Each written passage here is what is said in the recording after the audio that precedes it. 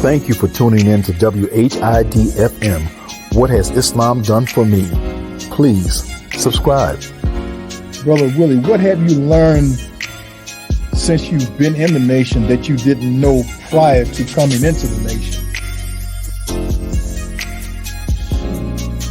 The number one thing that I've learned is the reality of God. Mm-hmm. Man, I got to a point where when I was before Islam, I was like, I knew that God existed, but I was confused. You got the Christians saying that they got the right God. You got, I ain't even know Muslim, but you got all these people, Jehovah's Witnesses, saying that they got the right God. So I was like, I don't know who got the right God. I'm just going to believe in God, and I'm going to believe that God is a bright light. That's what I said I was going to do. And when I came into the teachers, I read Message of the Black Man cover to cover, but it wasn't until my second reading that I said, man, this man is saying that God is a man. So I'm like, well, let me start reading the Bible. And then when I read the Bible, I'm like, yo, it does. This man just washed God's feet. So that opened my mind up. It made the Bible make sense. And it gave me it has been my standard of how I can tell how accurate somebody is as it relates to their faith. When they start talking about God as a spirit and all of that other type of stuff, I'd be like, they say you can't see God, you don't get it. Because if you misunderstand that, then you'll misunderstand all of the Bible. How can you have a right understanding of the Bible and the Holy Quran if you have an improper understanding of the person who's said to be the author of the Bible and the Quran? And look at how the enemy has deceived us and make us put common sense together. When I'm doing the lectures sometimes on that subject, I bring this up. Check this out. I say this. I tell the audience, I said, if I ran out of this room that I just came from before I came into the rostrum, like in y'all mosque, if I ran down the steps and ran into the stage, and my nose is bleeding, my eye is blackened, my suit all ripped up, and I say, he bust my lip, he blackened my eye, he ripped my suit, I need you all to come and help me get him. And I asked the audience, when you all go run up there, who are you looking for? We'll be looking for a man. I said, why would you be looking for a man? Because you said he, him, and his.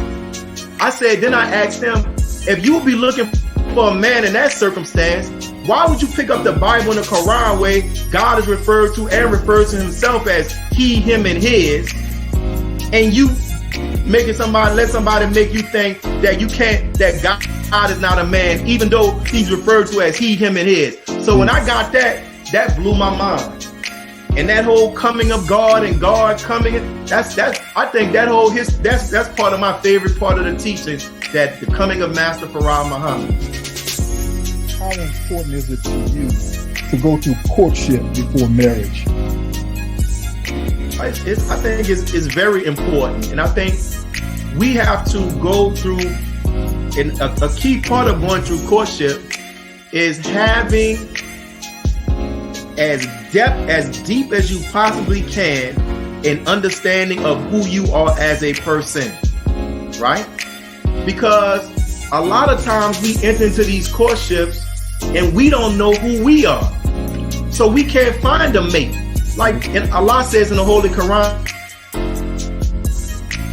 He said, make your spouse is a clothing for you, an apparel. That's a clothing. When you go into a fabric store or you go into a retail store that's selling clothes, you got to know what size you wear. Pants, dress, shoes, whatever. You got to know what size. And then not only what size, you even got to know what color looks good on you. Some colors don't look good on everybody. But if you go into that not knowing your sizes, then you end up getting clothes that's too big or too small for you. So oftentimes we rush into courtship and we have not done a thorough job of learning who we are. What's our likes? What's our dislikes? Why we dislike a thing, why we like a thing, and also being comfortable with what we like and what we don't like. And then having an understanding of where we're going. Because if you don't know where you're going, you don't know the right person to take on the voyage with you. That's like if you're the type of person that likes to drive to another city, a 4-5 hour drive, and when you drive, you like to put on music and listen to.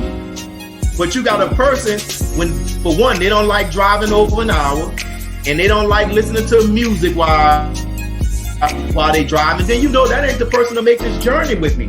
But if you know that about yourself, you know what person to select to be on this journey. So the courtship process is important, but if we enter a courtship process and we go through all the process, the chaperones, and we talking about the teachings, but we don't know who we are, then we're going to end up picking somebody that's not a match. And then when we get married, after 4, 5, 6 years of marriage, we come into who we are and we wake up and say, man, this person don't fit me. This shoe don't fit. This garment don't fit. So I would encourage everybody, take the time to know who you are and what you like and what type of person that you actually need. And don't go into the courtship with this mindset of, like it's boyfriend and girlfriend. That's like, I feel like we're bringing that into the courtship. Like courtship is the Islamic way of having a boyfriend or a girlfriend. No, it's supposed to be a sober process, as sober as possible, where we can come to a decision with this person. And then even after that, we still have more work to do. It's constant work. So it's important, but I think that as a nation, it will benefit us that if every year, once a year, every 2 years, if we did some type of teaching and begin to start teaching people about the courtship process, because we have people coming in every year. And it's not like a lot of people don't be talking about courtship and marriage and all of that stuff.